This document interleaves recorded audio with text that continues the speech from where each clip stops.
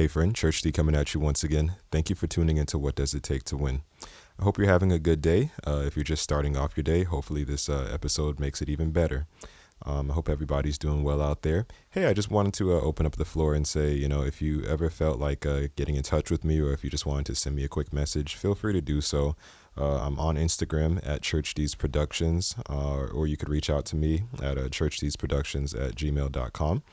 Or you can find me on Facebook at Church D, or you could look up my business page, Church D's Productions. I know it sounds a bit redundant, right? But I'm pretty easy to find. And if you feel like sending me a message and you're thinking, you know what, I really appreciate this podcast that you've been doing so far. It's been helping me out. Hey, I'd love to hear about it.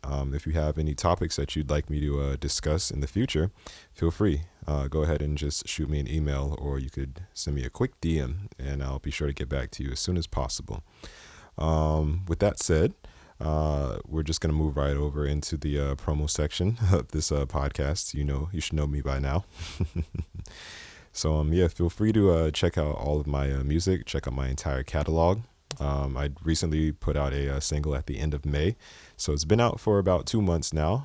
The single is entitled Don't Quit. I wanted to put it out in May because May was Mental Health Awareness Month, and I wanted to end May on a positive note. So check out my latest single entitled Don't Quit, but also check out my entire catalog of music, starting from The Cactus, Bare Minimum 2.0, The Vision, The Big Reveal, and of course Something's Missing, one of my favorite albums that I put out at the top of this year. So that's that for the promo. I'm not going to keep you guys too long this time because, I've been saying that for a while, and these episodes have been going longer than planned, but hey, you're still here listening, right? So I think you like it. But yes, let's just go ahead and dive right into the topic that I'd like to discuss on this episode. And this topic is actually dealing with privacy. And so as you've read, the title of this episode is The Power of Privacy. We're living in a day and age in which it's becoming uncommon to celebrate our success amongst others. And what I mean by that is we're almost at a point where we have to, sort of keep everything quiet, keep our happiness quiet. I put out a tweet the other day talking about that. It's a shame pretty much that we can't be happy in public. I mean, granted, we can be happy in public, but we have to be careful what we share and who we share it with. Because not everybody's your friend, and not everybody wishes the best for you. There's, this saying that goes around, keep it private until it's permanent or something like that. And that deals with relationships a lot. We'll see that on social media. Somebody would be dating an individual, they'll post all about them. Oh, I love this person so much. And then for whatever reason, they might have a fallout, and then they're no longer dating one another. And then everybody's in their business. Like, okay, well, what happened? Like on the next episode of such and such's life, they're no longer dating. So that's understandable as why we should be keeping our lives private, or keeping our happiness and success private. So as always, I've jotted down 3 points. Sometimes I do 3, sometimes I do more than 3, but today it's 3 points. So let's just dive right in and let's check out these 3 points. So the first point is not everyone is on your team. Okay. The second point is you'll save yourself some embarrassment if plans need to be changed. And the third and final point is that privacy takes off some of the pressure. So let's start with point 1. So as I just mentioned, you want to keep your life private, or your happiness and success. You want to keep it private until it's permanent. And this doesn't only go for your relationships, but for your overall goals in life. Not everyone's on your team. Sometimes those who you share your visions with or your dreams with, they might secretly be waiting to sabotage them. That's a tough pill to swallow, especially if you're the type of person who believes everybody is nice and you just want to help everyone or be nice to everyone, and so on. That's a tough pill to swallow because you would expect that same type of behavior to be reciprocated to you. That's not necessarily the case. Sometimes people are just watching you and looking at your success trying to figure out how they can apply that to their lives. That could be a bit flattering, like, oh, wow, I must be doing it big. I'm doing something right. People are really watching me and trying to figure out how to do it. But at the same time, you got to be careful to make sure that they're not using you for their own success. For example, I'm an entrepreneur. I make beats. I do production. I play professionally, etc. I have to be careful when I'm sharing success stories, or, if I'm talking about anybody that I'm connected with, or if anything great happens, or even if I create a record or a beat that sounds amazing. I have to be careful of who I share that with, because there's always somebody lurking, waiting to steal your intellectual property. So that's just something to keep an eye on. I'm not trying to be a pessimist. I'm not trying to tell you everybody's out to get you, because they're not out to get you. But I just want you to be mindful of what could happen and to use wisdom when you're sharing your success stories. Just know that not everybody's on your team. Okay? And so that's about it for point number one. Point number two is that you'll save yourself some embarrassment if your plans need to be changed. I can't stress this enough. Keep your circle small and tight. If you're going to do something major, if you're going to do something that's a bit risky, but a good risky, just tell a very small circle of close friends and family. Maybe 1 to 3 friends. And I believe that's even too much, honestly. You can tell maybe just 1 to 3 friends about what you're working on, what your plans are, what your goals are. And just, wait until you're almost at the finish line before sharing the good news, just in case, Sometimes we have to endure setbacks. Sometimes our plans might change. And it can be very uncomfortable having to deal with these setbacks alone. But now you have an audience. Again, like I said, on social media, people would be dating, etc., or whatever. And then if it doesn't work out, now you have an audience. So any change that you make, your audience is watching and waiting for the next episode or for the next season. And that could place a lot of pressure on yourself. That can also place a lot of pressure on your plans and cause you to sort of back off and say, okay, well, I can't do this. I'm feeling a bit overwhelmed. I'm not sure what's going on. And that alone could sabotage your plans. How embarrassing would it be to make an announcement about something that you're getting ready to do that has not yet been finalized? And then you set a date and you say, this is going to happen on this date. And a day before it's scheduled to happen, something shows up and blocks it from happening. Then you have to go backtrack that announcement and say, oh, well, I'm sorry, but it's not going to happen.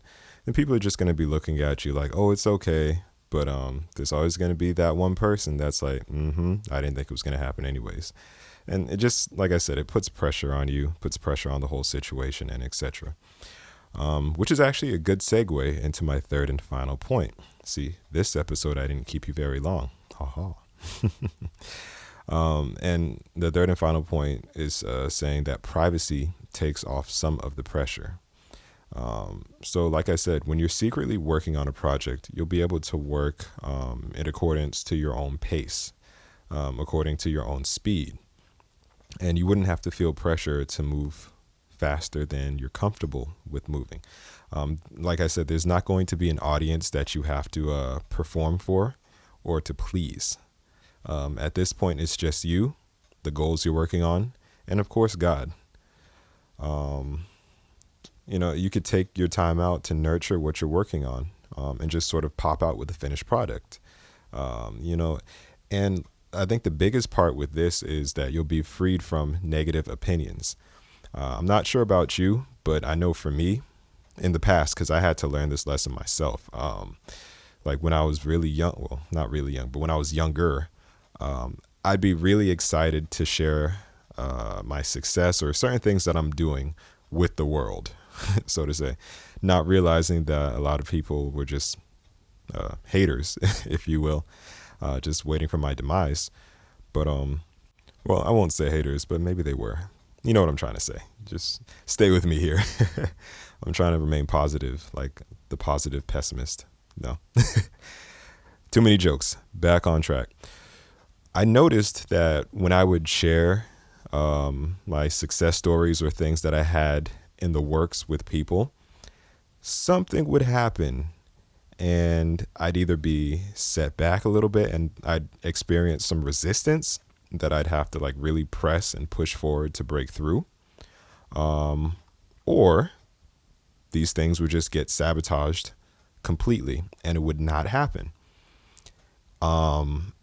And that bothered me for a long time. I had to sit back and say, okay, well, what's this about? Here I am. I'm just excited about what I'm working on. I'm excited to share it with the world.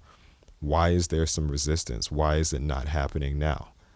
And that's simply because of a lot of negative opinions. That energy is pretty powerful. It can actually reach you if you're not prayed up and just sabotage what you're working on. Aside from, the spiritual realm of things, see, this isn't a spiritual podcast. It's just, practical information. Let me get back on track. Aside from that, negative opinions and negative words can influence others that are around you. So, for example, if I'm working on a project with somebody and I have a hater catch wind of what we're doing, this hater could secretly tiptoe to the person I'm working with and just, give negative opinions about what we're working on and say, okay, I don't think you should be working with Church D. I don't like the way he does this, or I don't like the way he does that. Look at his track record and just go off of that or whatever. Now, I'm pretty legit. I just want to throw that out there. I'm super reliable, really professional. But I'm just using this as an example of what a hater could possibly say to the person you're working with or the group of people that you're working with and so on. Their negative opinion about you could sabotage the very thing you're working on, trying to bring it to fruition.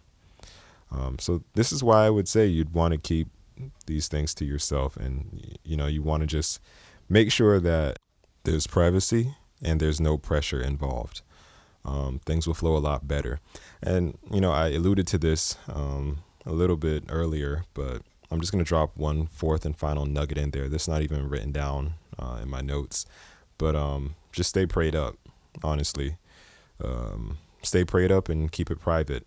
That's the best way to really nurture whatever you're trying to birth. I think I can use that wording. Whatever you're trying to birth, just pray over it, keep it private. Don't tell anybody about it. Just don't be pressured. Think of it like a baby, for real. Like, when a woman is getting ready to give birth, they try to tell her, hey, you try to avoid as much stress as possible, and think of it like that.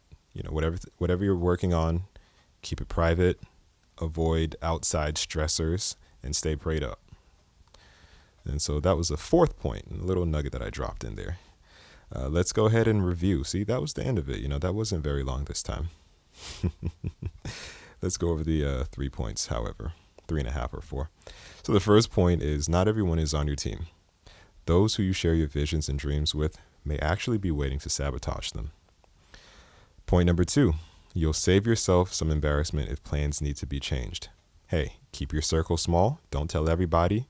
If you need to move differently, that's fine. Only the small few will know. The third point, privacy takes off the pressure. You won't be performing for an audience if nobody knows what's going on. And the fourth and final point, my additional nugget, is to stay prayed up. Remember, God's got your back. Thanks for listening to this podcast. I hope it blessed you and I hope it encouraged you. Hey, don't forget to hit that subscribe button and to share this. Share it with your friends, share it with your family, share it with people you don't even like. Share it with that person who keeps bothering you for advice. I got you covered. And lastly, if you'd like to connect with me, just click the link in the description for all of my content. I have some great things in store for you. Thanks for tuning in. God bless.